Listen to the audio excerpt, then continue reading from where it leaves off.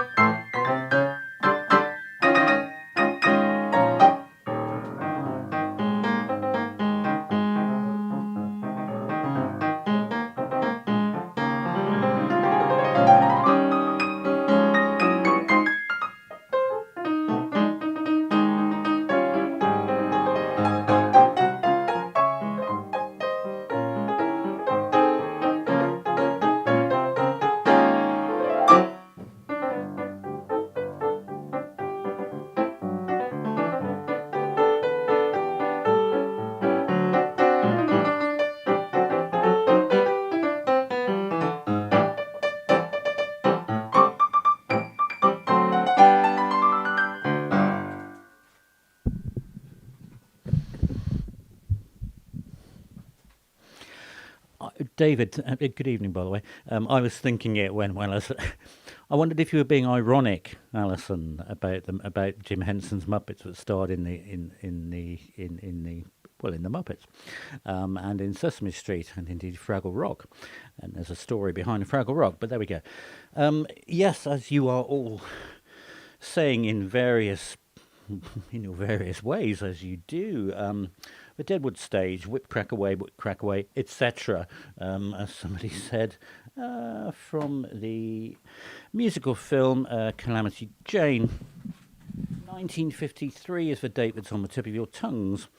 And this was Warner Brothers' answer to the 1950 MGM version of Annie Get Your Gun. They thought, oh, do you know what? They had a lot of success with that. We'll have a go with a Western type of thing and a sort of traditional story and make it as daft as we can. But let's get Doris Day in it, and that way we will attract lots of business. And indeed they did.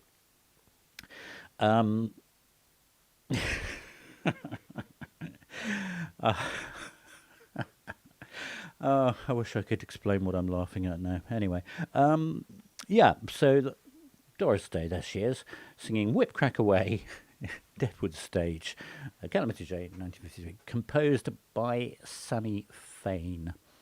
And of course that film starring not only Doris Day but Howard Keel as well, a bit of stuff and nonsense. We don't get that one very often on A Date with a Dinner Set. In fact, I think that's only the second time we've had it.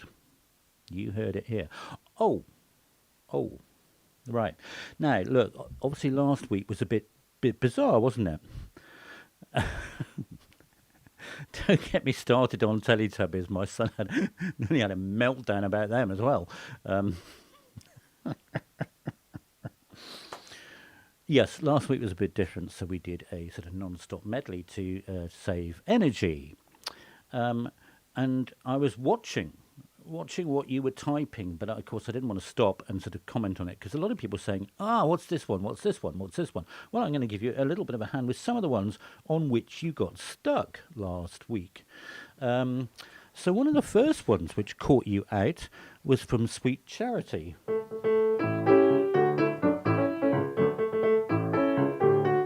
There's got to be something better than this. That was one of the ones which people said, what's this? I've heard this before, I know what this one is. In fact, it was, I think, identified as incorrectly as America. One of the next ones was this one.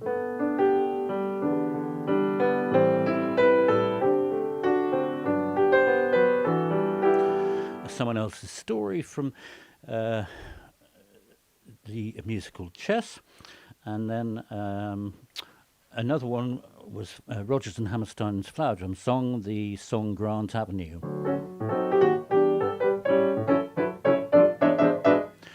One of those musicals that you wouldn't see performed for various reasons, not that often these days, well, not without quite a few alterations anyway. Good evening, Martin, good evening, Jeannie. Indeed, we are running on several cylinders of our allotted cylinders, shall we say. Quite a few pot stickers, but like they keep an eye on that air fryer, please. Let's have no burnt food in the house this evening. Oh dear, do they burn? Do they catch fire? You guys are the experts down in Hereford. So there we go. Let's move on with our next piece of music. Ditto, Alison. I quite agree.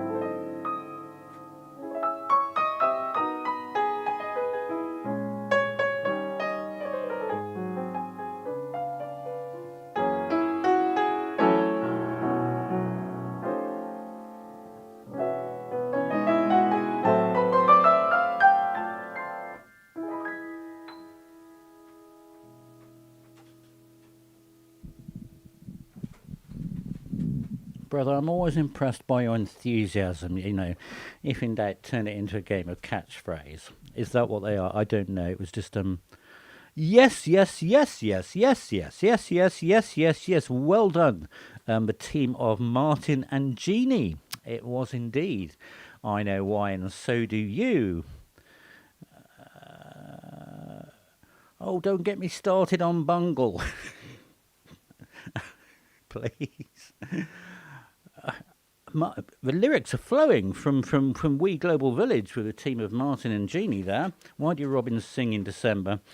There's lots more. Gypsy Violins comes into it as well. Indeed, it was made famous by the Glenn Miller Orchestra. And we've had it 4 times on A Date with Dinner Set over the past 173 programmes. And it featured it in this film, Sun Valley Serenade, which was one of 2 films which featured the Glenn Miller Orchestra. And right in the bottom left-hand corner, you can see the other hits that appeared in that film. There it is, I Know Why, but also In the Mood, At Last, and Chattanooga Choo Choo. Yeah, quite a sort of lovely old standard, beautiful sort of lyrics. From 1941, and it was composed by this chap. We had him not that long ago, Mr. Harry Warren. Mr. Harry Warren, of course, who composed the music to 42nd Street. Yes. There's some very naughty versions of Rainbow around on the internet, apparently. I don't know. I'm not mentioning any names, Bobby Davro. Okay, so that's what that one was, and as always, if you enjoy A Date with a Dinner Set, whether you're watching live or on some sort of catch-up, then do give a thumbs up, the thumbs up button beneath the video you're watching now. It will animate for you, and that does help people to find our channel and everything that we do on that. Sorry. Oh, well, there we go. I've just remembered something else, actually. We do try these days, certainly for about a year now, to include at least one new tune on A Date with a Dinner Set each week. And even amongst the temperatures and weirdness that was happening last week, we did actually include one we'd never heard before, and that was another one which caused a strugglement. It was this one.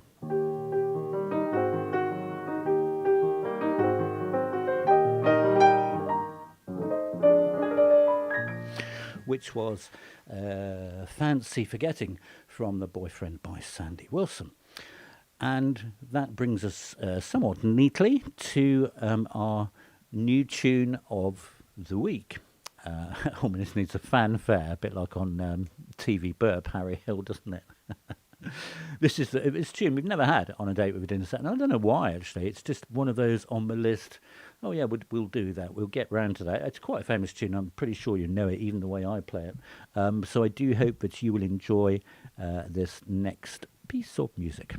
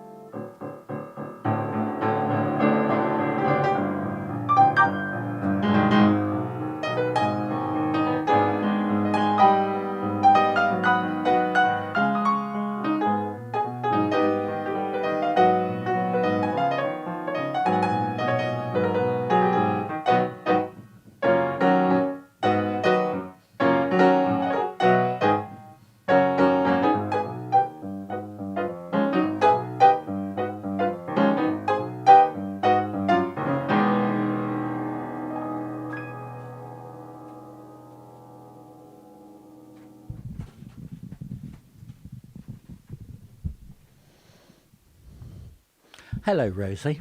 Hope you're having a good time over in Spain. Good to see you. Indeed, I was thinking, Daisy, I was thinking, Jill, just go for it.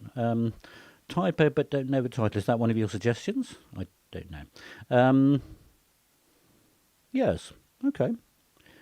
I'll give you about 10 more seconds. Right, time's up. That was... Ah.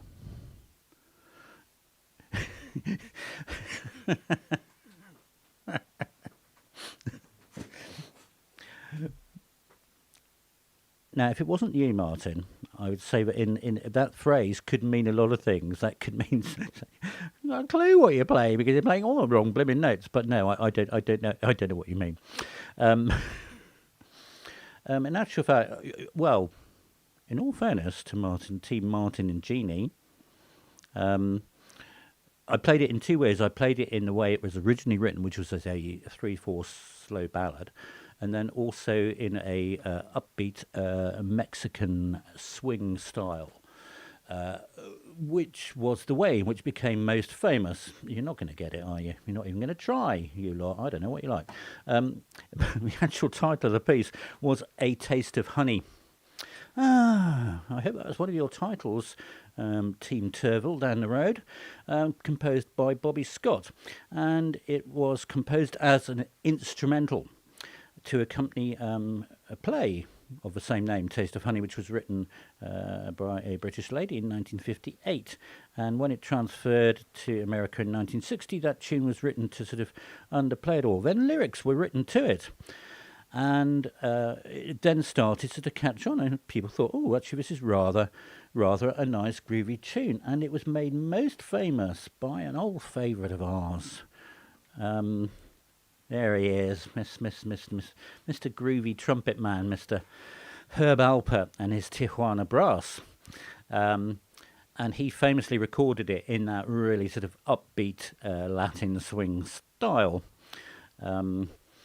So Herb Alpert, amazing trumpeter, singer, character, shall we say. He was the A in A&M Records.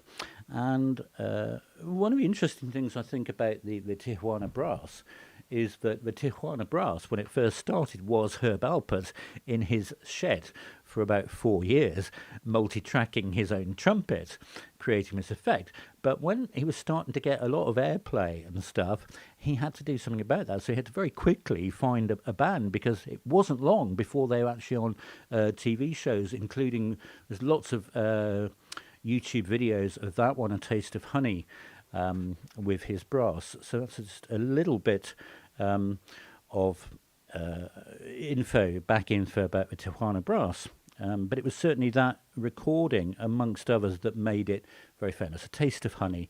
As I say, we'd never had it before on A Date with a Dinner Set, but it's quite a groovy little number. Yes, indeed. Well spotted, brother. Those of you who get here in time for the trailer, I call it the trailer, the slides that go before the show that start at 6:20. Sometimes they are a retrospective of what's been happening, or some of the nicer things that have been happening in our world during the week. And sometimes there are little glimmers, little glimmers of hope, of what is to come on the show. And it just so happened that in my sort of vast collection of slides available, there was one of honey. Thought I'd bung that in and see if that throws up anything. So there we go. So I hope you enjoyed that little number. Those of you that are in the chat room, of course, know this, but if you've happened upon this, or you're watching on the catch-up, or you're totally new to this and you don't know all this, if you want to take part in the chat, you do need to be subscribed to Gigi the Piano Man. Of course, it's free because it's YouTube. If you want to know what's happening on the channel, press the bell notification. You can set your notifications to some, to all, or none, depending how often you want to be bothered by me and when I upload things, which is sometimes a bit random. However, in addition to this live program every Sunday, we do an upload every Friday. So there's lots of things happening on the channel, and occasionally we have a sort of what I call a blitz, where there's a either a theme, a summer theme, or a Christmas theme. We put up a video every day. It just depends what's going on in the world. We will move on with our next one. I hope you're watching that air fryer down in Hereford, please.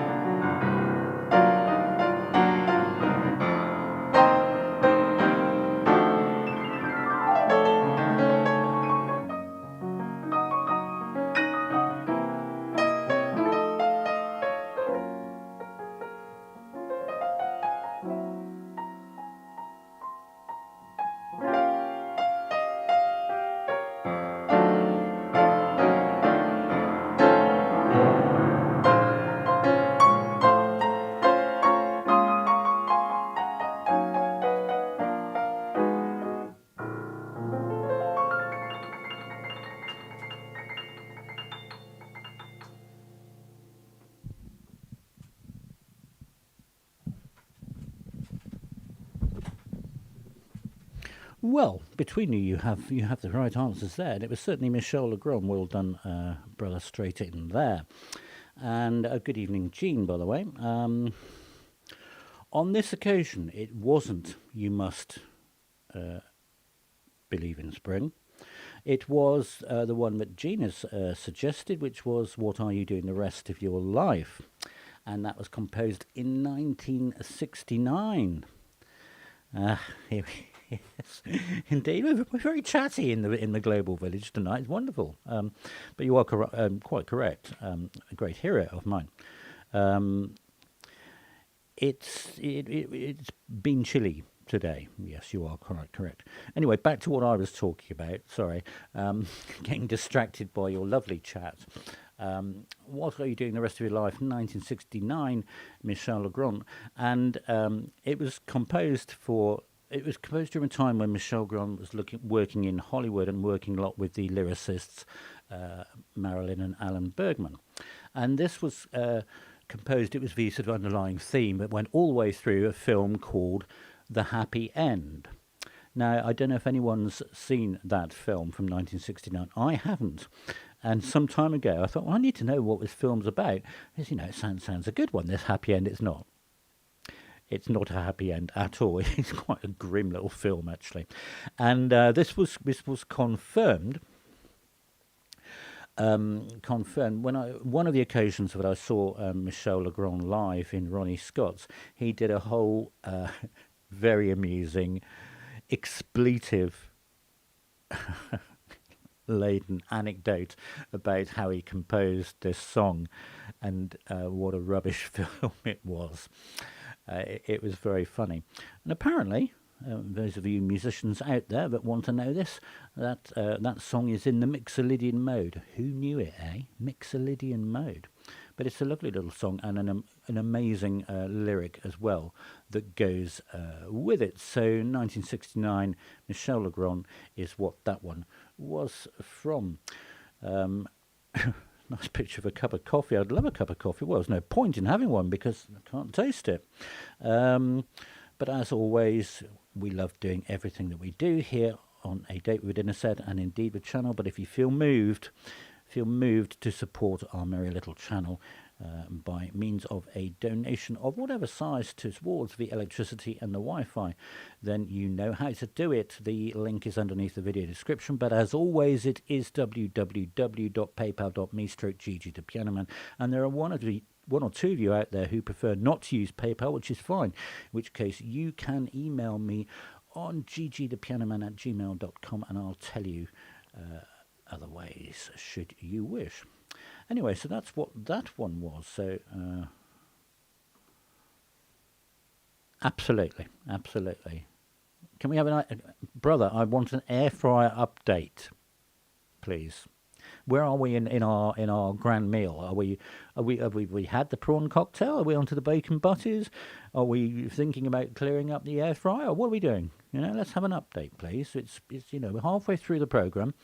We need to know what's happening. This is what this program is all about. And it's nothing to do with the music. It's all to do with what you're eating and preparing to eat, isn't it?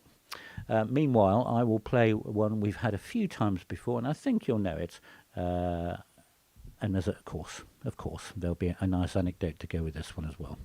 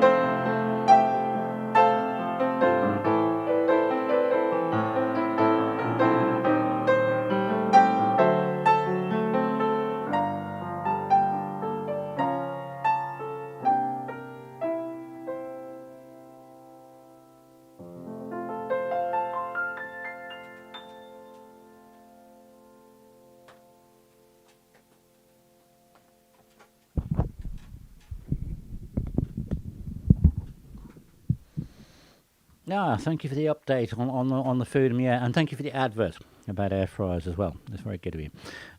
Feel free. Yes. Absolutely, absolutely, Martin. As far as is possible, we try and be paper free. He's just looking around all the paper that I can see, but you can't. But we try not to print music anymore if we can help it. That was indeed, as identified almost simultaneously, I saw it in the corner of my eye, by both Kate and Hannah, all by myself, by Eric Carmen, not Cartman, if you know what I'm talking about. Where are you, Eric? There he is. There he is. That's a lot of hair, isn't it? Make many a bold man weep, that would. Eric Carmen, photograph there in 1975. That's when he composed it. Or did he? Or did he compose it? Well, again, those of you that know your music will have recognised the verse of that as being somewhat similar, identical, to the melody of the Andante, the second movement of Rachmaninoff's Second Piano Concerto. And he freely admits that he based his music, copied, on that piece of music, because at the time that he wrote it, it was in the public domain in the US. However, it wasn't the case for the rest of the world, and he latterly, even though it was a great hit, that song, All By Myself, he got into quite a bit of trouble with the estate of Rachmaninoff, but luckily it was all settled amicably, by which there was money involved, obviously, and every time that record got airplay, the Rachmaninoff estate receives, I suppose, 12% of all that. You heard it here. I know, we need to, let's just marvel at that hair again, shall we? It's not even backcombed, is it? Quite amazing. Anyway, Eric Carmen, All By Myself, 1975, and it's whoever wrote it, a combination of people. It is rather a nice one. Now here's a piece of music. Oh no, it says press another button here. Does it? Hang on. Oh yeah. Before we go on, can we celebrate? It's not only the 15th of October, halfway through the month, but today is National Grouch Day. I rather like this one. And there, to continue a theme, there we have, that's a real Muppet, Alison. Is that called Oscar? Oscar the Grouch, I believe. Although he looks quite happy there, I have to say. But today is National Grouch Day, and that rather appeals to a grumpy person like myself. Absolutely, Daisy. Yeah, he will. Leo Sayer. I just can't believe how much hair there is. Anyway, I'm sure that'll pop up again in about 18 months' time when we next have that one. Our next piece of music actually crops up in the chat room a lot, by which I mean to say we hear the name of this tune quite a lot in the chat room. I don't play it that often, actually. It just gets suggested as what I'm playing quite often. So do enjoy our next piece of music this evening.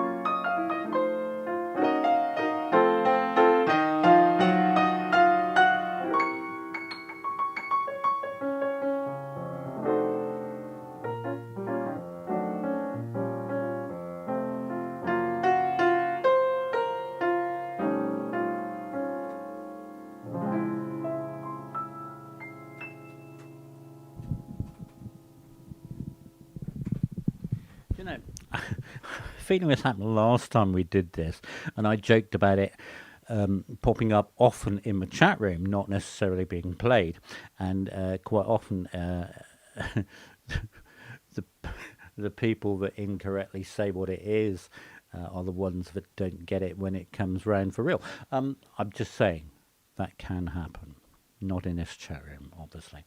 That was the title music and the central theme to the 1963 film Charade. Charade, brother, Charade, blimmin' Charade. It's you that's always saying Charade, Charade, Charade, Charade. That really was it. As composed by Mr. Henry Mancini, there he is. And there he is with the leading lady of Charade, Audrey Hepburn. And they became great friends after they'd worked together on Breakfast at Tiffany's. So he composed that lovely little sad Parisian waltz. Yeah, I should think so. Our Charade. So Henry Mancini composed that with Audrey Hepburn in mind, and he somewhat modestly said, according to Wikipedia, that he composed it in less than an hour. But it is a great little tune, and as I say, we have it occasionally played on A Date with Dinner Set, and you'd be surprised how often it pops up in the chat room. Anyway, I do hope that you enjoyed that one. Just a further reminder as we go on to like the video, to comment on it, particularly if you're watching on catch up. That's really important. It helps share it on, as indeed you can share it on to anyone you know. And do subscribe.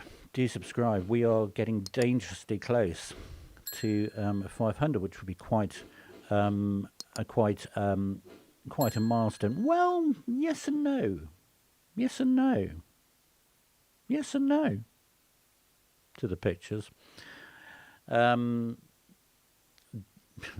France was the only connection, really, but I wanted something pretty, so that's what you had. But you are correct. You are correct in all fairness. So, yeah, let's give benefit where it's due, Miss Newbury. We do often have those when it's associated with Les Parapluies de Cherbourg. You're quite correct. But they're good pictures, aren't they? They're pretty umbrellas. Okay, on with a piece of music which we've had a few times before, and it's one of two very famous pieces of music famous for being in a particular time signature. You do enjoy.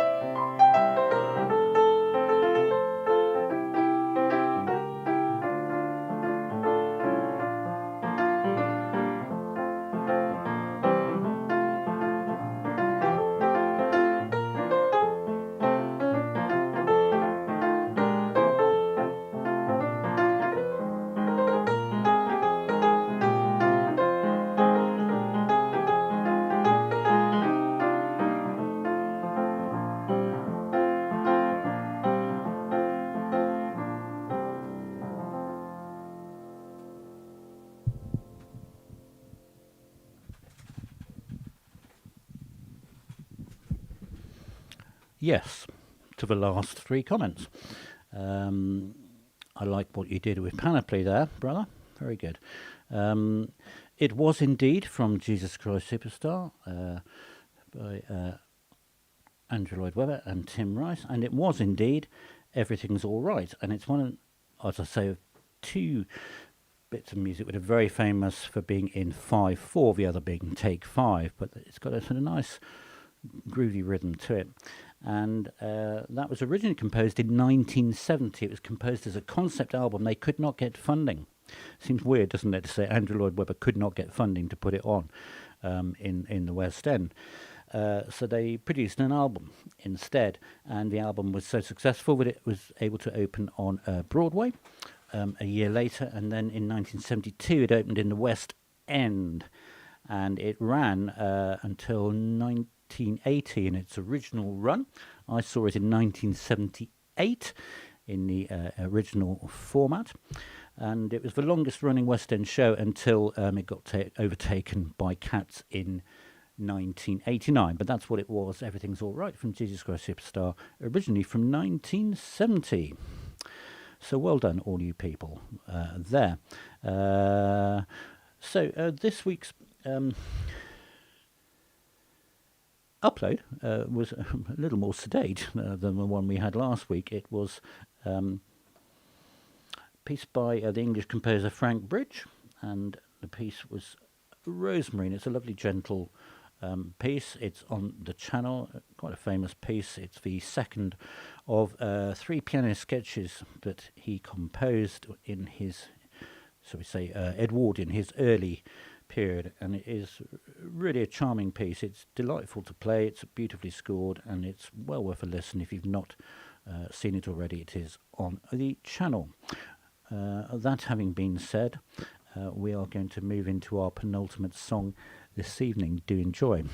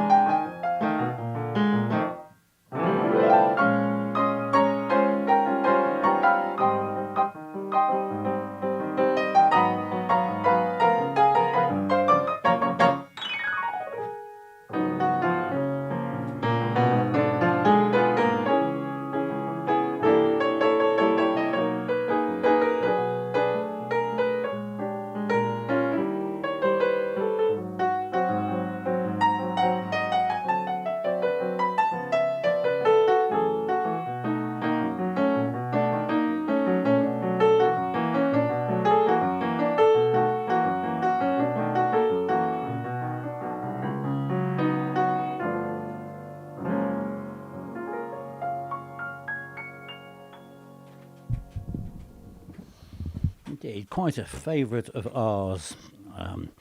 On a date with a dinner set, it was indeed by Antonio Carlos Jobim, Tom Jobim, and it was indeed Wave.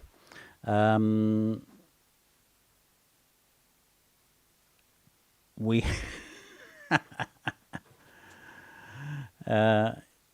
well, you see, here's an interesting thing. Hannah, I know where you're coming from actually, because and those that know some of the output of Antonio Carlos Jobim know that he composed at least 50 very famous bossa nova pieces, and they quite a similarity in the groove between them.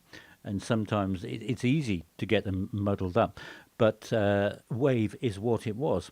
And there he is in his younger days, a handsome chappy there.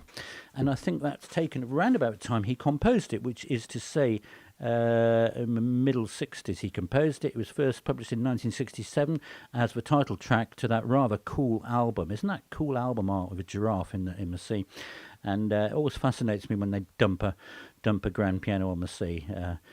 And there he is, slightly later in life, performing it as one of his greatest hits. But Wave is what it was. It was composed originally as an instrumental track when it first appeared on that album in 1967, that cool album there. But then he wrote words that same year, English words to it, and it's been covered by lots and lots of people ever since. It's been covered by, very quickly it was covered by Frank Sinatra and Johnny Mathis. Well, not together, separately. Hey, that's an idea, isn't it? I wonder if Frank Sinatra and Johnny Mathis ever did a duet. One to investigate for sure. I know, Alison, it disturbs me slightly. There we go. If you were watching the trailer at the beginning, you will see that this month, in actual fact, is the 100th anniversary of Walt Disney Creations. I'm going to call it Creations. But it was on the 16th of October, 100 years ago, that is to say 100 years ago tomorrow, that the Disney brothers actually formed their cartoon studio. I'll have to look at that again.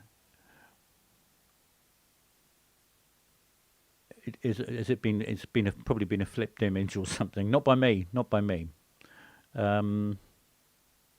Yes, peculiar. Anyway, so here's a little quiet Disney something in celebration of 100 years of Walt Disney.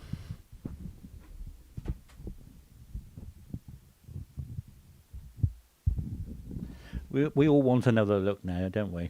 Let's have another look before we move. And we can spare the time. I've just checked with the studio manager. We're okay to run over a few minutes today. Is it a backward giraffe? No, it's not that one. Here we go. This one. Oh yeah. I hadn't noticed that. Well spotted. I will. I didn't flip it, honestly, but next time we see that image, I will have flipped it. And if I don't, you have full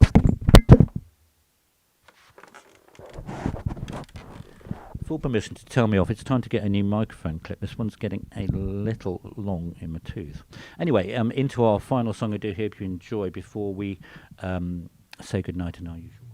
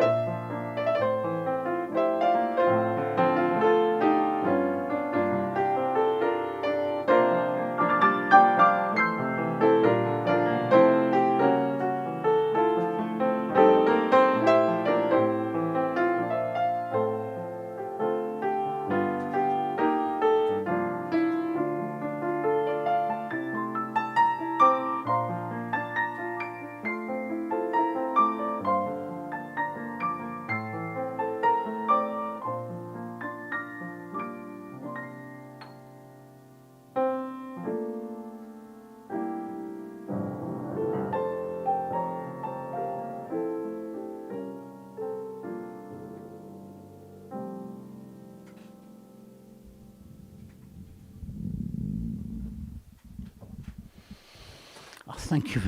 Thank you for the final update. I hope from the air fryer of Hereford. You heard it here. The bacon was lovely and crispy. You could write the Amazon reviews. They pay you, don't they, to write reviews like that? I don't know. Anyway, that was indeed from Aladdin, composed in 1992 by Alan Menken, and the lyrics to that song were by Tim Rice. So some of the song lyrics were by Howard Ashman, but he passed away during the composition of that. So Tim Rice wrote many of those, and that was one of his. Now that does bring us to the end of program number 173. A date we didn't set here on the 15th of October. So as we now pass into the second part of October, I do thank you so much for being with us this evening, whether you've been watching this program live or on the catch-up, and I look forward to the great pleasure of playing for you next week. Thank you very much, Daisy, for your good wishes, and do take care, all of you, and look forward to seeing you next week. Thank you so much. Good night.